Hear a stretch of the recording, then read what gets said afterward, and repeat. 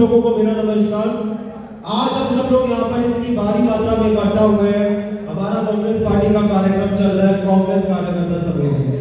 लेकिन अगर सही में कांग्रेस पार्टी की विचारधारा को, अगर सही में राहुल गांधी जी की जो मेहनत रही थी, जिन्होंने 4000 किलोमीटर चलकर भारत जोड़ो यात्रा करी है, उसके बाद फिर से वो हिम्मत दिखा रहे, उसके बाद फिर से वो साहस दिखा रहे 6000 किलोमीटर यात्रा करने की, तो कहीं ना कहीं हमें उनकी मेहनत को बेकार नहीं जाने देना चाहिए।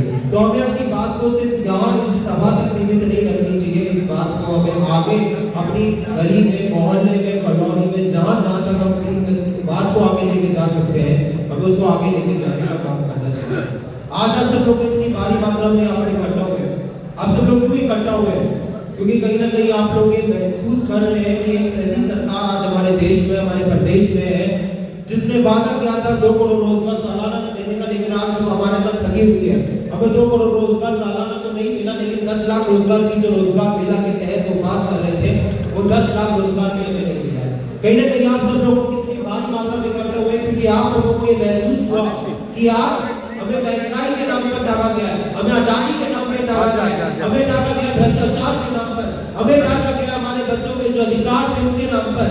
मैं युवाओं को महसूस किया कि हमें किस प्रकार से करने का इस सरकार ने काम किया है, और इन्हीं सब की बातों को लेकर हम सब लोग आज यहाँ पर इतनी भारी मात्रा में इकट्ठा हुए हैं। लेकिन अगर आप देखेंगे हमारे नेता आदरणीय श्री गोविंद सिंह हुड्डा, देवेंद्र हुड्डा जी, अगर वो जन आक्रोश रैली, विपक्ष आपके समक्ष, आपसे आज जोड़ो कार्यक्रम, कार्यकर्ता सम्मेलन, इतने सारे सम्मेलन कर हजारों करोड़ों कांग्रेसी कार्यकर्ताओं को फिर से जोड़ने का काम कर रहे हैं, तो कहीं ना कहीं हमारे ऊपर एक सवाल उठता है कि हम लोग क्या उनकी मेहनत को सही में लगने दे रहे हैं या फिर उनकी मेहनत को हम व्यर्थ कर रहे हैं।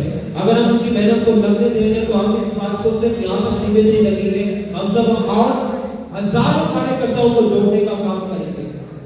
आज आप लोग देखेंगे कि क्या आज एक सभा बन चुका है, नफरत की राजनीति आज बोलने का काम ये मोदी सरकार कर रही है, भाजपा की सरकार कर रही है, या आरएसएस कर रही है। लेकिन ये देश गांधीवादी देश है, गांधी की विचारधारा से चलता है, गांधी जी के नाम से जाना जाता है। और अगर इस देश में गांधी जी को सही मायने में श्रद्धांजलि देनी है, अगर उनके विचारों को श्रद्धांजलि देनी है, तो हमें सही मायने में गांधीवादी विचारधारा को आगे लेके जाना होगा, तभी इस देश में बदलाव आ पाएगा, और बदलाव के बगैर कुछ नहीं है। 2024 का चुनाव सर पर है, अब लोगों को तय करना है। ये जो अब समय नहीं है कि हम लोग अपने घर पर बैठे रहेंगे, अपने एसी वाले कमरों में बैठे रहेंगे और 2-4 लोगों से गुलाम मान करके सोचेंगे कि हमने बहुत बड़ा योगदान दिया है देश के भविष्य के लिए। लेकिन आज समय बदलाव का आ गया